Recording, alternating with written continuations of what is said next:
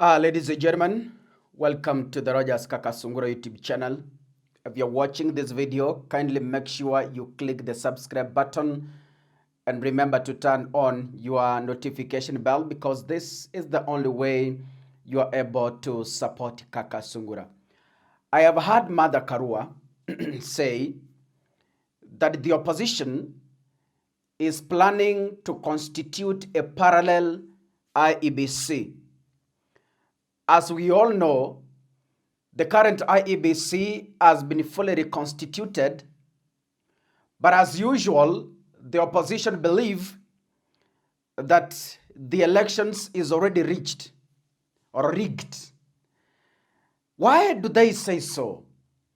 It is because they claim that William Ruto appointed his preferred friends to the position of the chairperson and other positions of commissioners. So the opposition believes that even before we go to the ballot, they already say kura zimeibiwa. And now, Mother Karua is saying that the opposition is in the process of creating a new IEBC, and the work of this IEBC is going to oversee the constituted IEBC. And this will help the opposition to be able to tell whether the election has been stolen or it has been won fairly. It's okay, Mother Karua, but allow me to say this, Kenyans. I do not understand why our politicians keeps on recycling tactics. Of course, they say history repeats itself, but these gentlemen and ladies must come to a reality that Kenya is shifting to another decade of the Gen Zs. And the Gen Zs do not require refurbished ways of governance, refurbished ways of opposing the government to move Kenya forward. Allow me to take you back. In the year 2017, when Raila was contesting and Uhuru Kenyatta was defending his second term before Maraga annulled the election, I vividly recall Raila Odinga assuring his supporters, including myself, because I was his diehard supporter, and saying, we have done two things as opposition to make sure that this election is fair and transparent. They did a press conference, I remember, and they said, number one, they have constructed a parallel server, I don't know in which country, cloud server. You remember the cloud servers that opposition made in 2017. And Raila said, experts, technicians, IT gurus have helped us, and we've come up with a cloud server that will be receiving the results from the counties and sub-counties and the final tally from the Bomas of Kenya. And they said, away from that server, they have constructed another tallying center. I don't know where.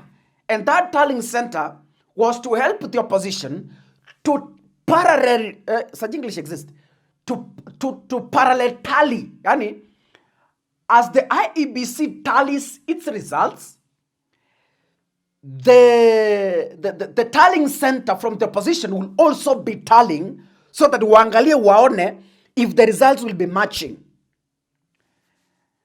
And by the way, after all that drama, what happened? Finally, election was stolen, and Uhuru Kenyatta was announced the president. A rerun was recalled, fresh election was called, and Raila boycotted. In 2025, Mother Karua is again treating us to the old tactics of Raila Odinga. Even in 2022, we were told that the system under Matiang'i and other powerful individuals, they have come up with a server that is going to monitor the Venezuelans. You remember the case in court whereby the lawyers from the opposition side were telling us, according to our server, Form 34A did not rhyme with Form 34A of the IEBC portal. Remember the likes of James Orego? You remember the drama from the ping-pongy? Hey, let me tell you, gentlemen. Let me tell you this. It has come a time that, according to me, that is my own assessment, as a country, we need to do an overhaul.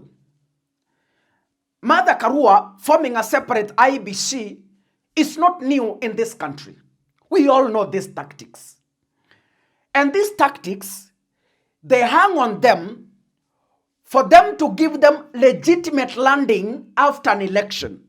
Meaning, if God forbid, na mnisamee kwa kusema hii, if God forbid William Ruto wins by accident, the formation of the IEBC in question by Martha Karua is going to give Martha Karua and others a landing ground after William Ruto maybe wins.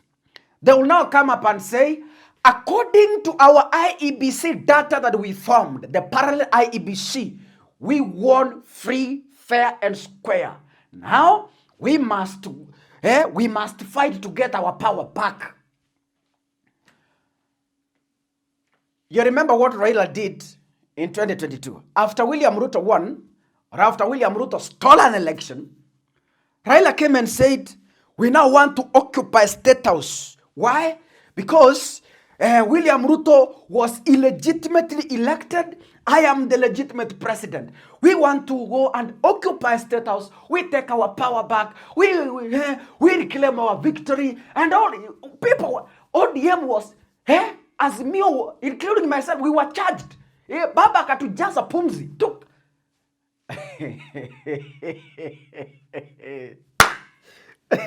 Ay.